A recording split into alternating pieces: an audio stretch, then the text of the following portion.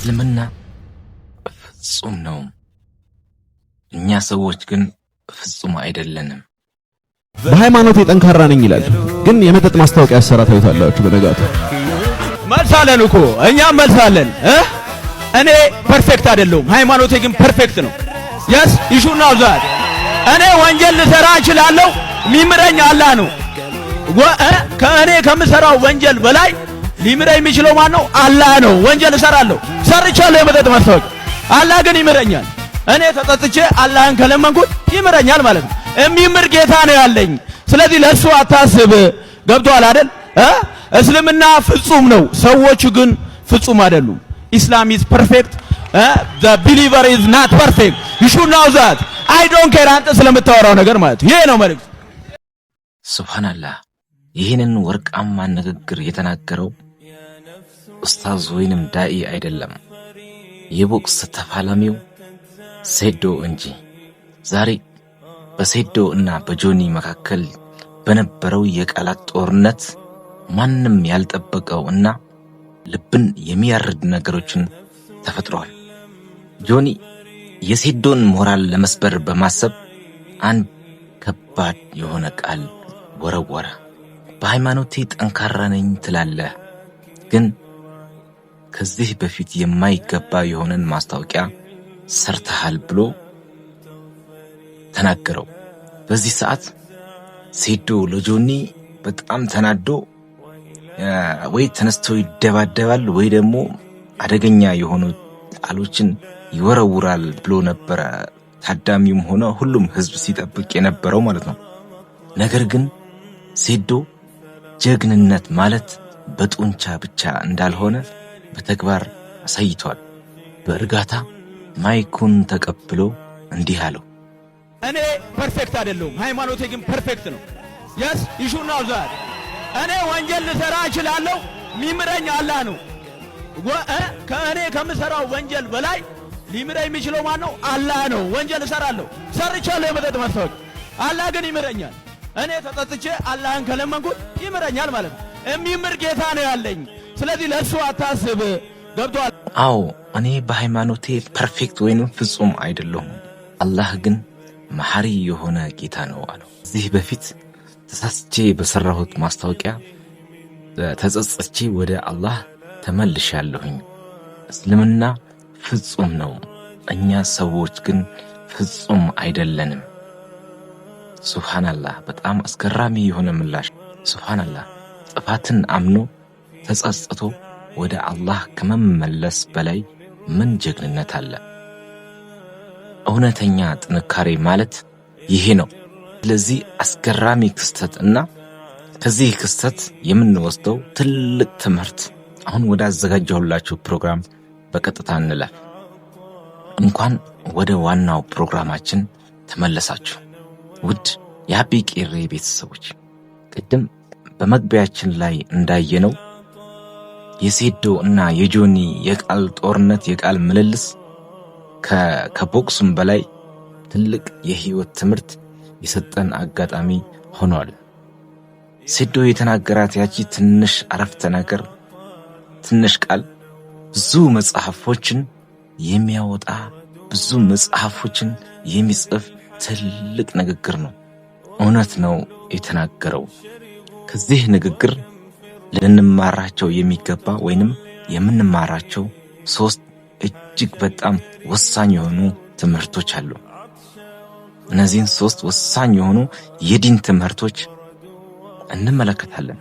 አንደኛ እስልምና እና ሙስሊምን መለየት ነው። የተለያዩ ነገር ናቸው እስልምና ሙስሊም።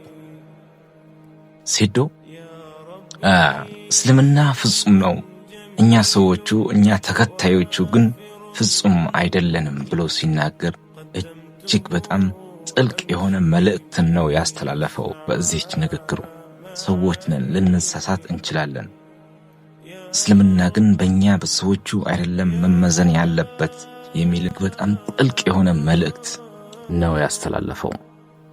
ዛሬ ላይ ብዙዎቻችን የአንዳንዱን ሙስሊም ግለሰብ ተግባር እያየን ከእስልምና ጋር እናነጻጽረዋለን።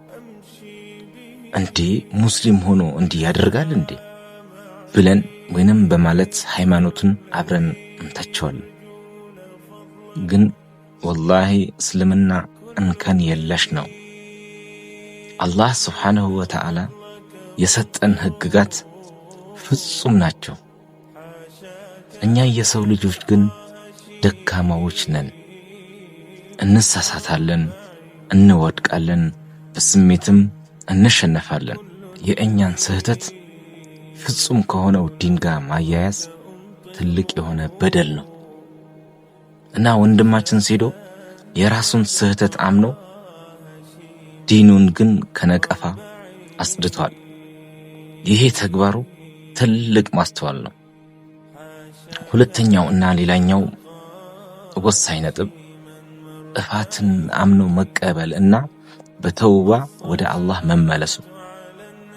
አብዛኞቻችን ብዙዎቻችን ስህተታችን በአደባባይ ሲወጣብን፣ ስህተታችን በህዝብ ፊት ሲወጣብን ያን ስህተት ለማስተባበል ወይንም ደግሞ የሆነ ነገር ለመሸፋፈን ነው እንጂ የምንሞክረው በግልጽ ስህተትን አምነን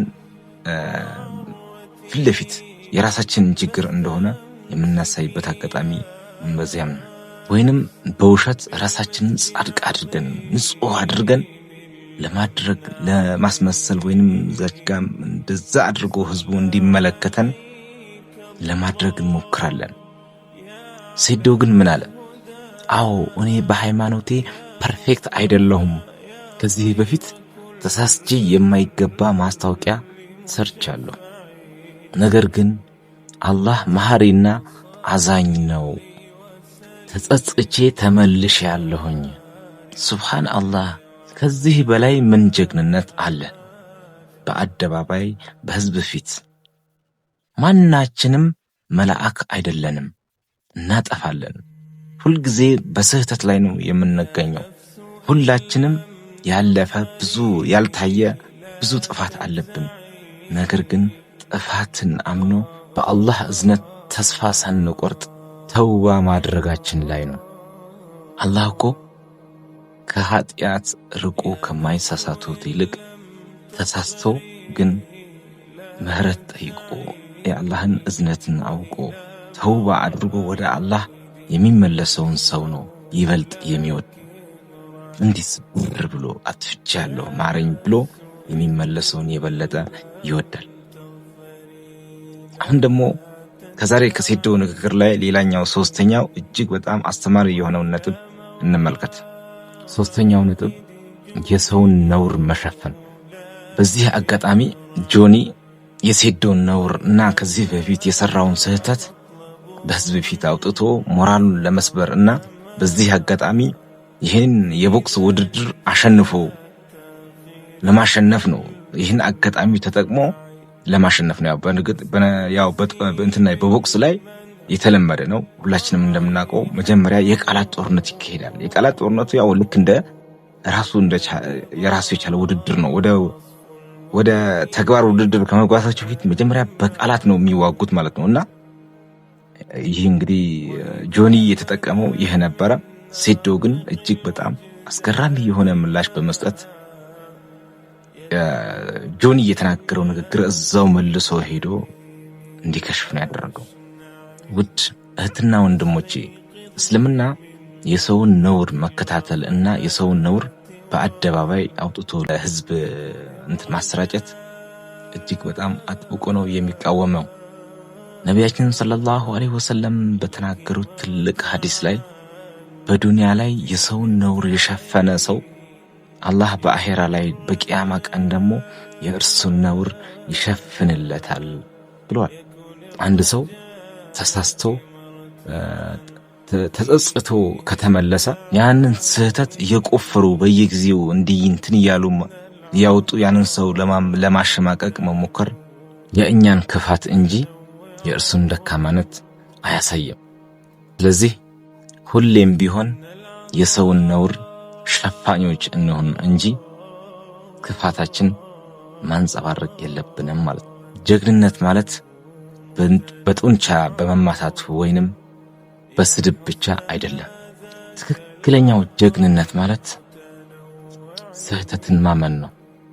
ለአላህ እጅ መስጠትና ንዴትን ዋጥ አድርጎ ከስሜታዊነት መውጣት ነው።